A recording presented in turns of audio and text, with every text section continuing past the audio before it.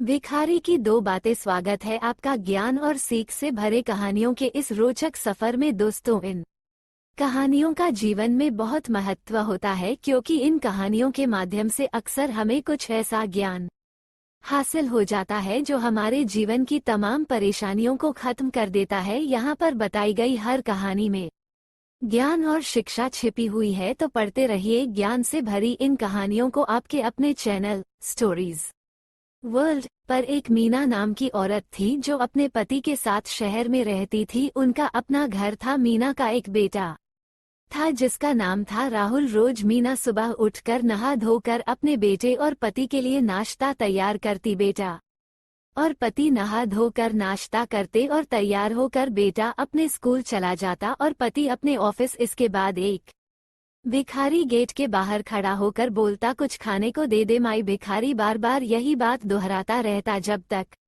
मीना रोटी न दे देती। भिखारी की आवाज सुन मीना दो रोटी लेकर आती और उस भिखारी को दे देती। फिर भिखारी रोटी लेकर जाते जाते बोलता, जैसा भी बुरा भला दूसरों के साथ करोगे वैसा ही फल तुम तक लौट के आएगा। इस तरह हर रोज होता। भिखारी आता, फिर मीना रोटी लेकर जाती और जाते जाते भिखारी वही दो बातें बोलकर चला जाता। एक दिन पति और बेटा दोनों सोकर लेट उठते हैं। बेटा जल्दी जल्दी में तैयार होकर बिना कुछ खाए स्कूल चला जाता है। इधर पति भी जल्दी जल्दी में ऑफिस के लिए तैयार होने लगता है। पति को जब उसकी जुराबें नहीं मिलती तो पति जोर से मीना को चिल्लाता है कि कहाँ रख दी, मेरी जुराब मिल ही नहीं रही है। मीना किचन से भागते हुए आती है और जुराब अलमारी में खोजती है। जुराब नहीं मिल रही होती तो पति मीना पर गुस्सा होने लगता है कि याद नहीं रहता तुम्हें, न जाने कहाँ कहाँ रख देती हो। ये सुन इधर मीना भी गुस्सा हो जाती है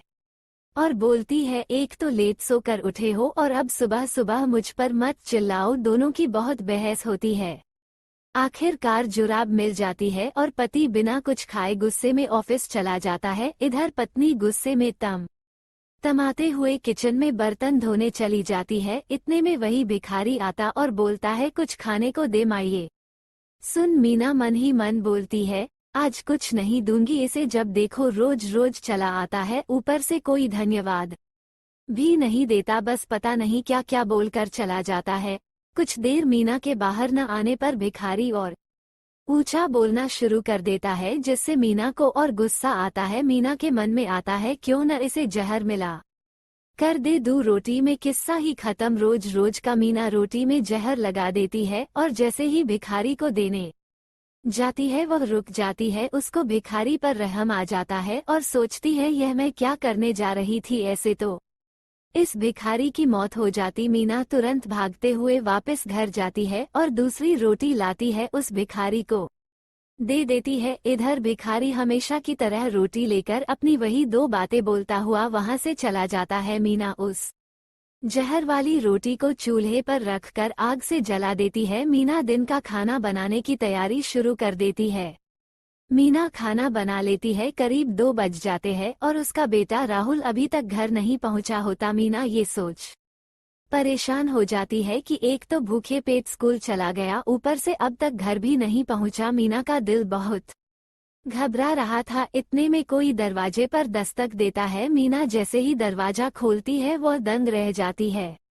मीना देखती है कि उसका बेटा राहुल बहुत बुरी हालत में। राहुल के कपड़े गंदे होते हैं और राहुल बहुत कमजोर दिख रहा होता है। मीना राहुल को पहले सोफे पर बैठती है और पानी पिलाती है।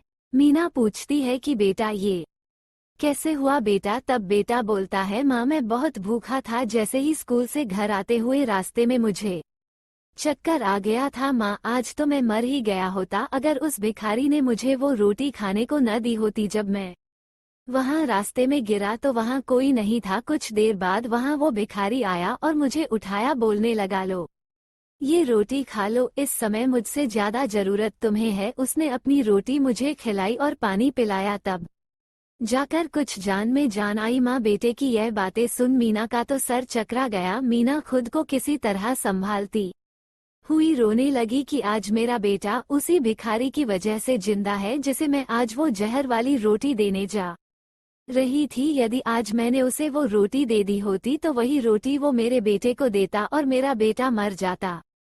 इतना सोच मीना रोने लगती है। अब मीना को उस भिखारी की बातें समझ आने लगती है कि भिखारी जो बोलता था वो सही बात निकली।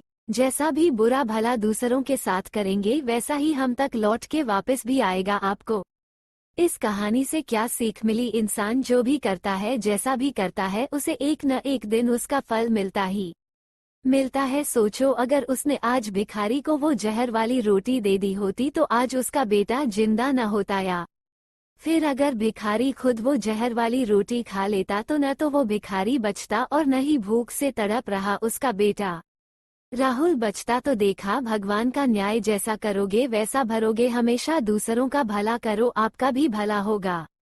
मुझे उम्मीद आप लोगों को ये कहानी पसंद आई होगी। और भी मजेदार कहानियाँ सुनने के लिए चैनल को सब्सक्राइब करें और फॉलो करें। बेल आइकन को प्रेस करना ना भूलें। Thanks for watching. Like and subscribe. Please support the channel Stories World.